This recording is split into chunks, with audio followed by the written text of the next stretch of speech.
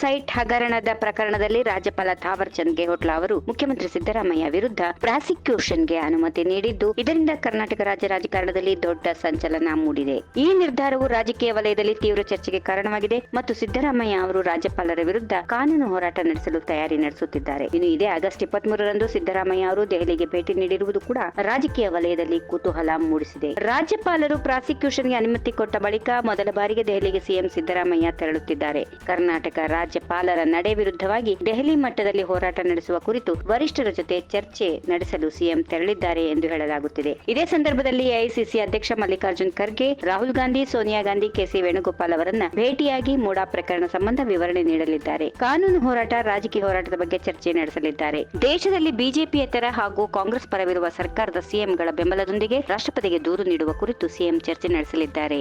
ಕರ್ನಾಟಕದಲ್ಲಿ ಆಗುತ್ತಿರುವ ರಾಜಕೀಯ ಬೆಳವಣಿಗೆ ಹಾಗೂ ವರಿಷ್ಠರ ಭೇಟಿ ವೇಳೆ ಮತ್ತೊಮ್ಮೆ ಮೂಡಾದಲ್ಲಿ ನನ್ನ ಪಾತ್ರ ಇಲ್ಲ ಎಂದು ಮನವರಿಕೆ ಮಾಡಿಕೊಳ್ಳಲು ಸಿಎಂ ದೆಹಲಿಗೆ ತೆರಳುತ್ತಿದ್ದಾರೆ ಎನ್ನಲಾಗಿದೆ. ಈಗಾಗಲೇ ವಿಶೇಷ ಸಚಿವ ಸಂಪುಟ ಸಭೆಯಲ್ಲಿ ಸಂಪುಟ ಸಚಿವರು ಪಕ್ಷ ಸಿಎಂ ಬೆನ್ನಿಗೆ ನಿಲ್ಲುವುದಾಗಿ ಅಭಯ ನೀಡಿದೆ. ಯಾವುದೇ ಕಾರಣಕ್ಕೂ ರಾಜೀನಾಮೆ ನೀಡೋದಿಲ್ಲ ಎಂದು ಸಿದ್ದರಾಮಯ್ಯ ಈಗಾಗಲೇ ಸ್ಪಷ್ಟಪಡಿಸಿದ್ದಾರೆ. ದೆಹಲಿಗೆ ತೆರಳುವ ಮುನ್ನ ಕಾಂಗ್ರೆಸ್ 22ರಂದು ಶಾಸಕಾಂಗ ಪಕ್ಷದ ಸಭೆ ಕರೆದಿದ್ದು, ಸಭೆಯಲ್ಲಿ ಎಲ್ಲಾ ಶಾಸಕರು ತಮ್ಮ ಬೆಂಬಲಕ್ಕಿರುವಂತೆ ಮನವಿ ಮಾಡಲಿದ್ದಾರೆ. ಈ ವಿಡಿಯೋ ನಿಮಗೆ ಇಷ್ಟವಾದಲ್ಲಿ ಲೈಕ್ ಮಾಡಿ, ಶೇರ್ ಮಾಡಿ, ಸಬ್ಸ್ಕ್ರೈಬ್ ಮಾಡಿ.